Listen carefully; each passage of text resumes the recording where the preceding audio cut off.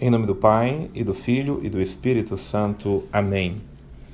O nosso estudo de hoje, da primeira epístola ou da primeira carta de São João, capítulo 1, versículos de 1 até o versículo número 7. O que era desde o princípio, e o que temos ouvido e o que temos visto com os nossos olhos, é o que temos contemplado e as nossas mãos têm apalpado no tocante ao verbo da vida. Porque a vida se manifestou e nós a temos visto, e damos testemunho e vos anunciamos a vida eterna que estava no Pai.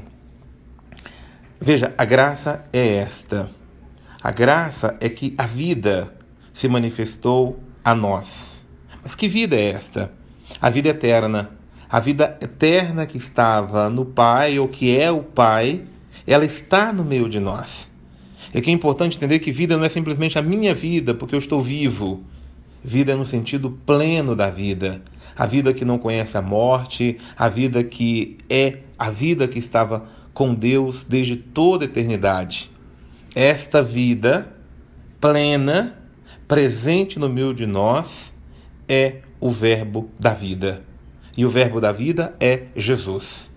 Lá no Evangelho de João, nós vimos que Jesus disse: eu sou a verdade e a vida. Eu sou o pão da vida. Em outras palavras, eu vim para que todos tenham vida e vida em plenitude. Por quê? Porque Ele próprio é a vida. A vida humana ficou muito pobre. A vida humana, ela foi condenada pelo fracasso do pecado. A vida humana perdeu a sua razão de ser. E a vida humana, ela caminha para o fracasso se ela não se encontra com o sentido pleno da vida. E o sentido pleno da vida tem nome. É a vida encarnada, manifestada em Jesus. E a vida em Jesus nós podemos tocá-la com os nossos sentidos. Veja que maravilha! Nós podemos primeiro ouvir, porque a vida ela fala. A palavra está falando, Jesus fala a nós. Os nossos ouvidos podem escutar Jesus. A vida entra em nós primeiro pelos nossos ouvidos. Precisamos que os nossos ouvidos escutem a palavra de Deus. Deixe realmente ser tocado, porque a vida, a gente só começa a desenvolver a vida quando temos a capacidade de escutar. Já no ventre da nossa mãe, e independente de sermos surdos ou não, mas vamos desenvolvendo a habilidade de escutar. Escutar é muito mais do que simplesmente ouvir uma som, uma voz. Não, escutar é a capacidade de eu poder absorver uma comunicação que está sendo feita a mim. E meus ouvidos interior, ou meus ouvidos do interior, absorvem essa comunicação. Então eu sou capaz de compreender, de absorver, de deixar entrar para dentro de mim aquilo que Jesus me comunica. A segunda coisa, nós somos capazes de ver, porque Deus agora não é mais uma realidade invisível, mas Ele é o verbo encarnado. Jesus foi visto no meio de nós, em carne e osso, mas mais do que isto, não é só a humanidade dele que é vista. A humanidade dele é vista até hoje por meio da graça. Os sacramentos nos manifestam a graça de Deus de uma forma visível. Nós vemos Jesus na Eucaristia, é seu corpo, é seu sangue. Mas nós vemos Jesus através da graça dele que atua e está presente no meio de nós. Nós não só vemos, porque a graça se tornou visível, ela está no meio de nós, mas nós tocamos, nós apalpamos.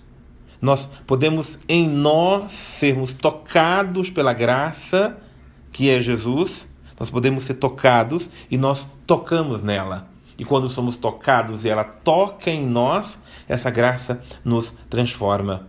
A vida se manifestou e nós a testemunhamos. O que vimos, nós vos anunciamos para que vós tenhais comunhão conosco, e a nossa comunhão é com o Pai e com seu Filho Jesus Cristo. João já nos apresentou também no seu Evangelho a comunhão que havia entre ele e o Pai. Comunhão plena, é uma comunhão mística, é uma comunhão que envolve todo o ser, há uma sintonia plena entre o Pai e o Filho, na graça do Espírito. E Jesus é aquele que restabelece. a nossa comunhão, a nossa ligação, a nossa união mística, a nossa união de alma, a nossa união de sentimento, a nossa união de vida, porque a vida que Ele nos dá nos coloca em comunhão com o Pai, nos coloca em comunhão com Deus. É Jesus que estabelece essa comunhão. E tudo isto acontece para que a nossa alegria seja plena, a nossa alegria seja completa. O que é que traz alegria plena ao coração do homem, ao meu coração, ao seu coração, ao coração de cada um de nós, se não é termos comunhão com Deus? Ou mais do que isto, é dizer que a alegria consiste na comunhão com Deus. Quem tem comunhão com Deus, quem tem união com Deus, quem vive uma vida de comunhão mesmo com Deus, tem vida. E não tem uma vida qualquer, tem vida plena. Porque escuta a Deus, porque contempla as obras de Deus, porque toca na graça de Deus e essa graça nos traz vida. A vida é outra depois que nós temos essa graça que é Jesus. E é por isso que nós precisamos viver na graça e andar na graça.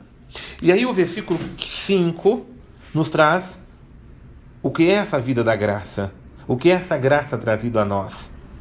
A nova, ou a boa nova, que temos ouvido, os nossos ouvidos têm escutado e nós anunciamos aos outros Deus é luz e nele não há treva alguma.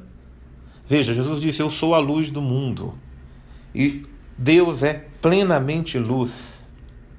Imaginarmos, só vamos compreender bem o que é luz quando a gente fecha os olhos ou caminha em meio a uma escuridão, quando não enxerga nada, quando não percebe nada, quando a gente tropeça, quando a gente cai, quando a gente se machuca, e nós caímos, nós tropeçamos, nós erramos, nós nos afundamos muitas vezes porque não enxergamos a verdade.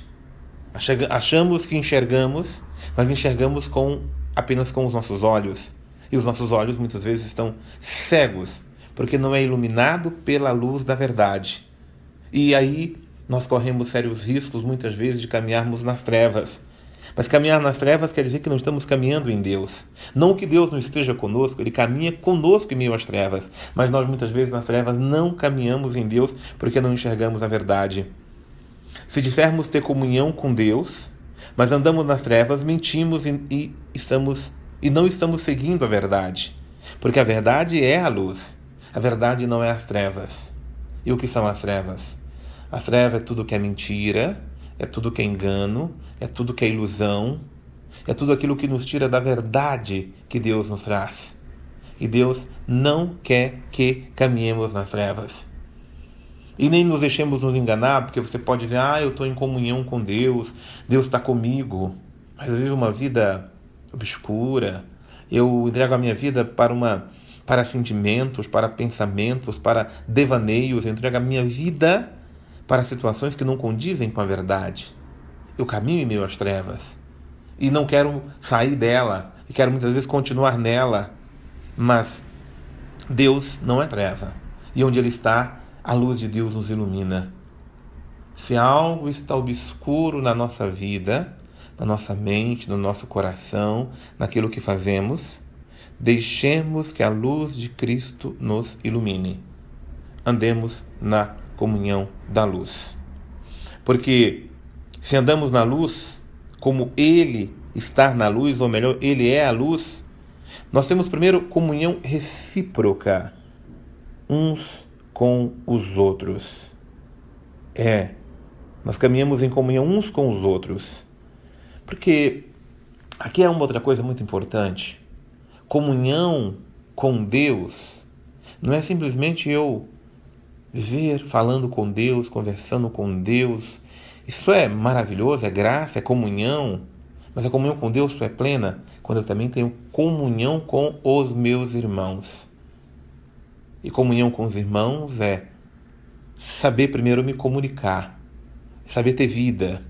Se eu vivo isolado, se eu não me relaciono com ninguém, se eu não sei conversar, se eu não sei comunicar, se eu não sei ouvir, se eu não deixo entrar no espírito da comunhão. E aí, talvez alguns entendam errado e já entendam que comunhão é todo mundo pensar igual, fazer tudo igual, tudo direitinho. Não. Fazer comunhão é algo muito mais pleno.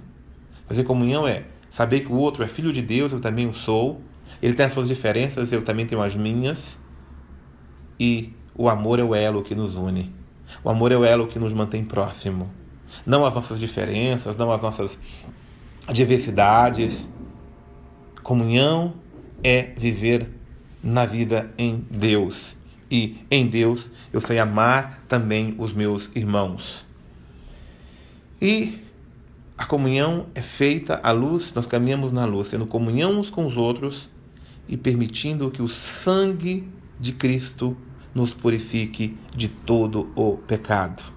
Sim, o sangue que Jesus derramou na cruz foi em expiação, em purificação, em remissão pelos nossos pecados.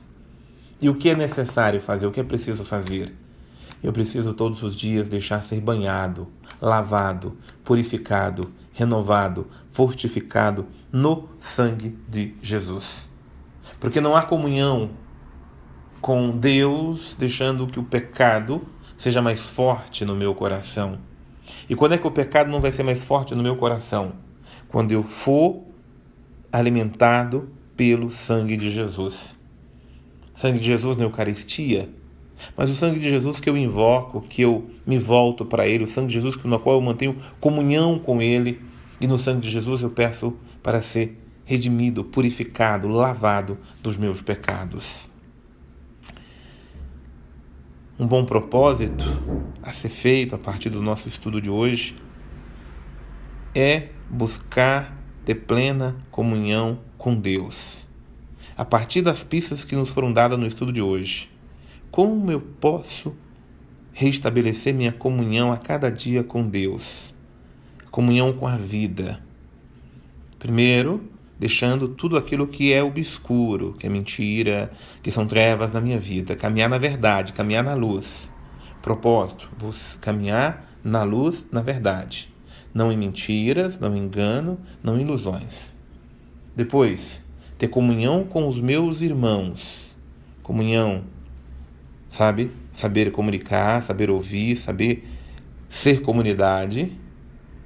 E a terceira coisa, me redimir dos meus pecados. Eu não me redimo, mas Jesus me redime dos meus pecados. Invocar o sangue de Jesus para que nos lave e nos purifique dos nossos pecados. Em nome do Pai, e do Filho, e do Espírito Santo. Amém.